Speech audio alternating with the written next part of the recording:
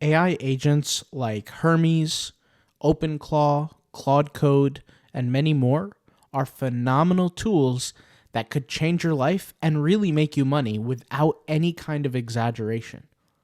These are realistic tools that you can turn into employees that literally work for you while you sleep. The only problem is figuring out how to run them and how to use them properly to be able to create a workflow that has longevity in your business. I posted a video 11 days ago called How to Use Claude Code and Openclaw to create an Etsy print-on-demand passive automation store. I'll leave that link in the video description if you want to go ahead and watch it. But somebody commented on that video asking me why their Openclaw is unable to work and automate on Etsy because Etsy blocks it. And I want to make this video specifically for anybody who may run into that issue. So to be clear, there are many different kinds of automation agents, one of them being Openclaw. And Openclaw was the one that I helped use or used that helped me create this Claude Etsy automation system. And basically, my automation system was relatively simple, but it had a lot of steps to it. The strategy was simple. It was essentially allowing digital products to be created and packaged in a very specific way so they can be posted on Etsy for sale and essentially make you money. Now, I actually do that and I run it, and I actually showed sales proof based on that not too long back. So if you actually want to look at my channel, you can see all the different videos, and I'll actually show you here. If we go to my channel, I'll show you all the different videos that prove that. So here was a video of some of the sales that I generated within the first month or 2 months, something like that. There was a video here where I showed kind of how it works, or this was the video that I showed how it works. So you can look at my channel if you want to see more of that content. However, I want to focus on how you can actually create one of these agents and run them from a logical perspective. So I have this strategy called the King Soldier strategy, and you're going to see in just a minute why I call it that to simplify the approach. The person who was commenting, I believe his name was Timothy Drake or something like that, shout out to him. He basically said that his AI agent was being blocked by Etsy, and yes, that will happen. Not from time to time, but it will happen every time. Every time that you decide to automate your Etsy account with Openclaw, with Claude Code, with Hermes, with any kind of AI agent, your Etsy account will be blocked. Now, if you're lucky, it will be temporarily blocked. If you're unlucky, you'll be permanently blocked. And if you attempt to do it multiple times, you're just increasing your risk. So what's the solution? Well, the solution is the King Soldier strategy. It's very simple. I'll go ahead and explain it. I know there's a lot of data on our video here, and it might look quite intimidating, but don't worry, it's really not. I'm just going to go ahead and explain it to you. So the King idea is the strategic bank, or brain, if you will. And the strategic idea is the automation that you want to create. In the video that we last talked about, that our focus was what? Our focus was automating Etsy. In fact, I created an application that actually does automate Etsy called AI Artemis. And I've had that live on the internet, and I showed how people can use it, and I've shown tutorials with it. So that's the main king. That's the strategy. That's the brain. And in order for the brain to properly manage the body, in this case, the empire, right? Because you all want to build empires online, you need soldiers. And each soldier has to have a specific designation. In this case, you can look at this part of the graphic or this part of the graphic. Either one works the same. But each soldier or group of soldiers have a responsibility to control a certain outcome. This is different than the approach based on the comment that person asked me, where he said, hey, Etsy is blocking my account, or Etsy is blocking my AI agent. Of course it will, because Etsy understands something called a headless browser and AI automation activity. Not just AI automation, but any automation. See, Etsy has an infrastructure that needs to be protected. They don't want to have a bunch of bots on their website, right? So you need to make sure that you don't just request Openclaw or, once again, your favorite AI agent or agentic coder to go out there and just do tasks for you, because they can control your mouse, they can control your infrastructure to do that. However, there's two really main issues with this. The first main issue is that AI typically tends to hallucinate at times when it does not understand the solution. And really what that does is that screws everything up, because AI is going to sit there, it's going to scan Etsy, it's going to look at all the buttons, and it's not going to understand what it has to do. So what is it going to do? It's going to try every single option to get your goal accomplished. The more it clicks around, the more it takes a look around, the bigger, higher chance that your Etsy accounts are going to get blocked or banned. Now, if your Etsy accounts get blocked, it's really not that big of a deal, but here's the thing. You're playing Russian roulette. You only have a certain amount of bullets in the gun you only have a certain amount of blanks in the gun before one of the bullets shoots you in the head. So what you need to do is, instead of just commanding an AI agentic coder to just do something for you, you have to provide it with the rules, the ammunition, the armor to do that task for you. So for example, in the case of Etsy automation, what are some things that you need to do to automate your Etsy account? I'm asking you this. What are some things that you need to do in order to automate an Etsy account? Well, the first thing you're going to have to do is you're going to have to think of what product you want created.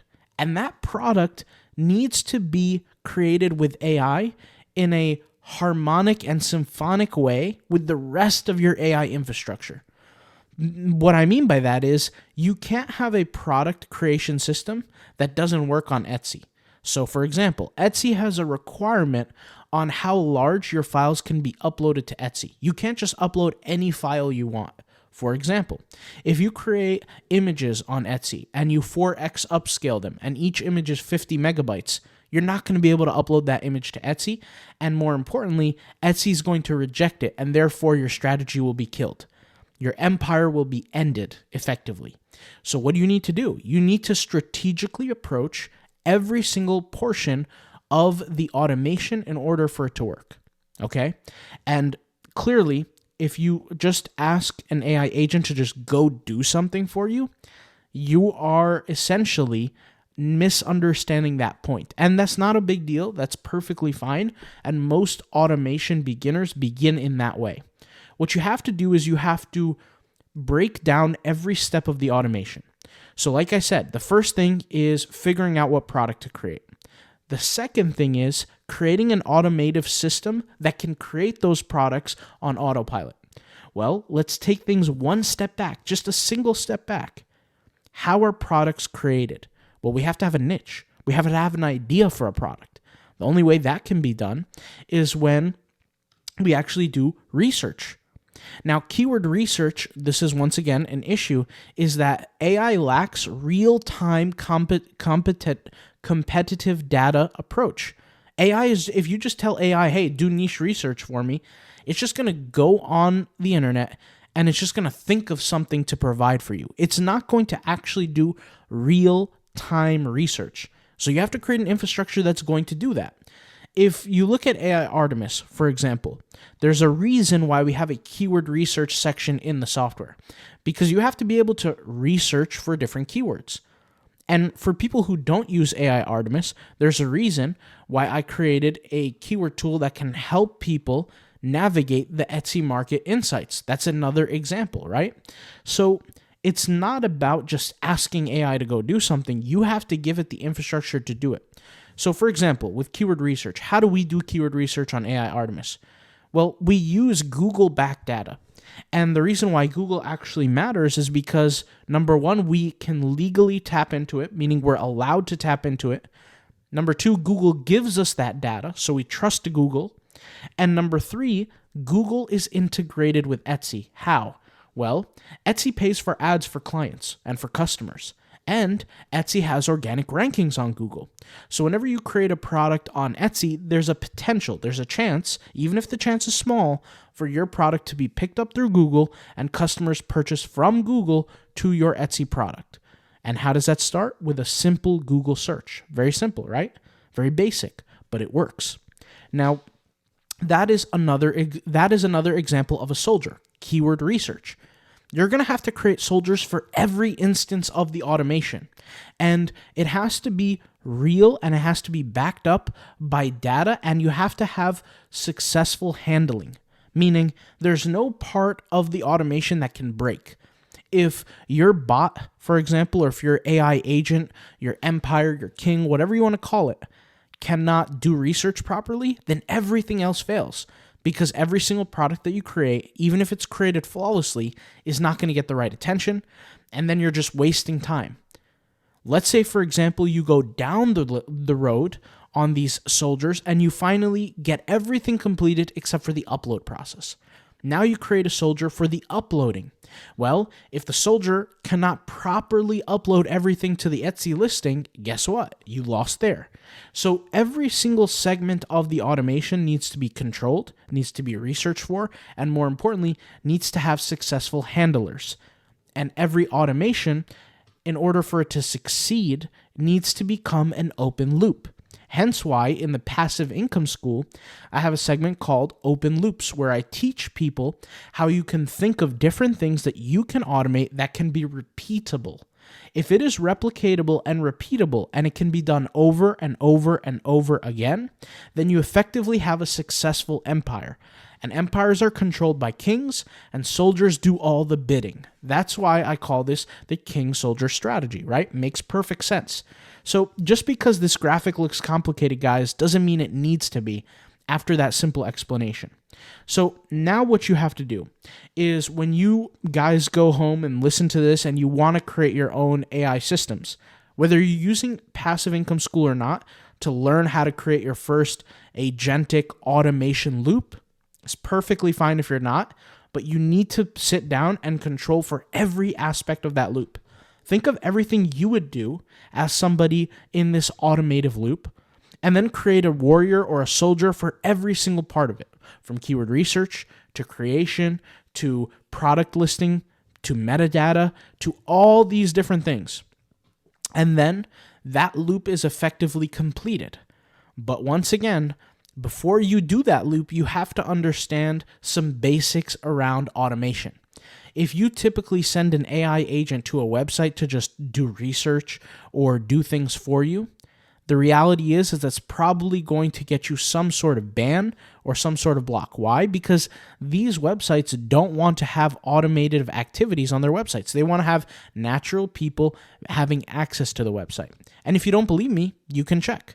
Etsy has this warning that says, we detected automated activity. We're blocking you from accessing the website. And once again, this is normal. And that's exactly what that person experienced when he went to just use Openclaw for his Etsy account. It's very dangerous to do that because Openclaw uses your local server, meaning your IP address. And when your local server is matched with a headless browser activity, meaning bot activity, without any kind of visual UI to the automation, websites kind of know that you're essentially a botter, not you, but the server that you belong on is a botting server, and they make sure that they deal with you accordingly. Now, every website is different on how they go ahead and do that. However, you want to be able to know that before you get going on your automation. And truth be told, guys, that's why proxies are sold. And that's why proxies make so much money being sold on the internet. It's because you need to be able to have your bot sometimes go through a separate server than your own to prove detection. A good example of this is when I was doing Redbubble automation. When back in the day, I had automative strategies using real people to automate my Redbubble accounts, I had to make sure that they logged in through different accounts than I did and had different payment accounts than I did. Because although I own all the accounts, and at one point in time I had over 17 Redbubble accounts, at one point I owned all the accounts, but I couldn't let Redbubble know that I owned all of them. Because even if I'm allowed to create multiple accounts, it's still a red flag. It's just too much, and especially the output. Redbubble controls for the amount of uploads that I can do each and every day. At one point, it was 60 designs a day, and now it's 30, right? But at that point in time, I had 10, 12, 14 stores every single day uploading the maximum amount to their own servers or via their own, to their own Redbubble accounts via their own servers. If I had them all on my servers with the same server address, that would have resulted in an instant ban. And it really wouldn't have been possible because Redbubble had infrastructure to stop that. But the only way that I was able to multiply my growth and have that happen is doing that. So, guys, very simple. Use this king soldier approach to be able to maximize your success with agentic AI. Now, on creating all kinds of videos in front of you, doing some automation, if you want to make sure that your AI understands all the necessary tasks and you want to go ahead and download this graphic, you can go ahead and download it. I'll leave the link in the description completely for free. Just type in your email. I'll know where to send it, and I'll be able to send it to you. You can download this graphic completely for free, give it to your Openclaw so it understands what needs to be done, and then from that AI infrastructure, it will go ahead and prompt you to give it the necessary information after that. I'll talk to you guys later. Thanks for watching, and if you have questions, let me know. Peace out. Bye.